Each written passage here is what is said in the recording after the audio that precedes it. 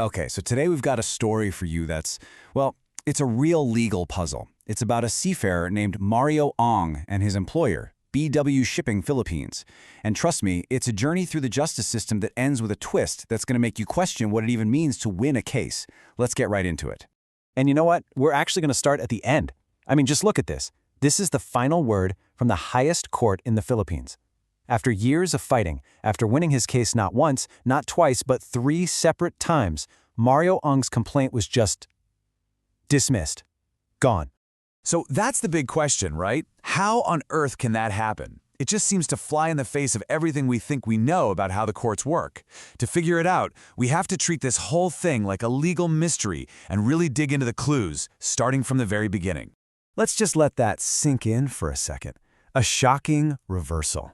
You know, in most legal fights, if you get a string of victories like that, it's pretty much game over.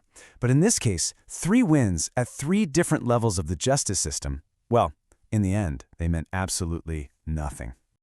All right, so to really get what's going on here, we have to rewind. We need to talk about the man at the center of all this, Mario H. Ong.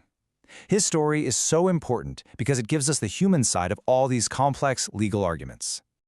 So Mario Ong, he wasn't a rookie. Not at all. He started with BW Shipping way back in 1999.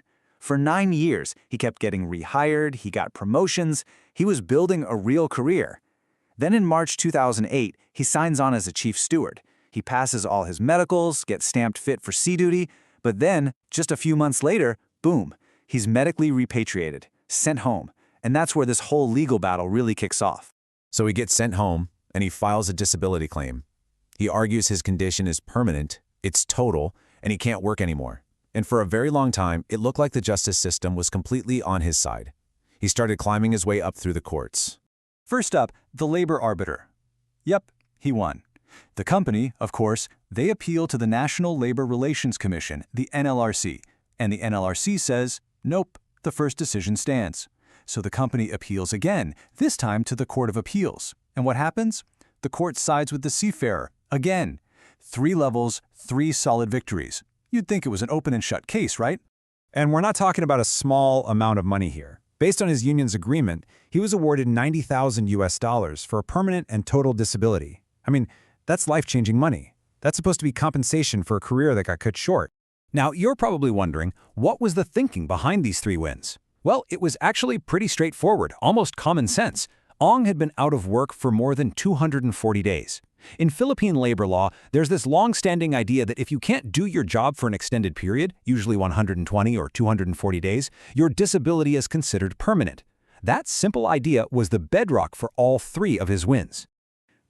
And you knew there was a but coming, right? When this whole thing landed on the Supreme Court's desk, the game completely changed. The justices weren't just looking at the facts again. They applied a totally different legal lens, one that made that 240-day countdown basically irrelevant. So what was the game changer? It all comes down to this one document, the POEA Standard Employment Contract. Think of it as the ultimate rulebook for Filipino seafarers. The Supreme Court said, hey, for these workers, this contract isn't just a suggestion, it's basically the law of their employment. And it has very, very specific rules for how you determine disability. And this slide right here perfectly captures the entire conflict. You've got 2 totally different ways of looking at the same problem. The lower courts were essentially looking at a calendar. How many days was this man out of a job? Over 240? Okay, permanent disability.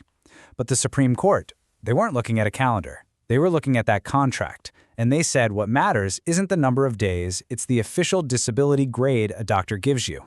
In fact, the Supreme Court spelled it out so clearly in their decision. This one sentence says it all. They're basically saying that the doctor's medical assessment, using the framework from that contract, is the final word, not how long you've been unemployed. So what's the big takeaway from this whole thing? How did this shocking reversal even happen? Well, it wasn't just one thing. The Supreme Court's decision really rested on the convergence of 3 distinct pillars that, in their view, was the only correct way to decide the case. And here they are.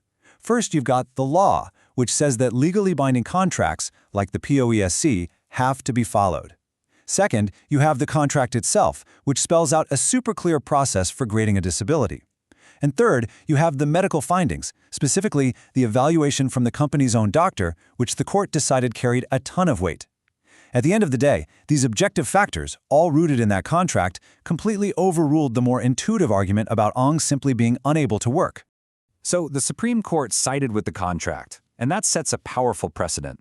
But it leaves us with this massive, lingering question, doesn't it? In the quest for justice, what's the truer measure of a person's loss?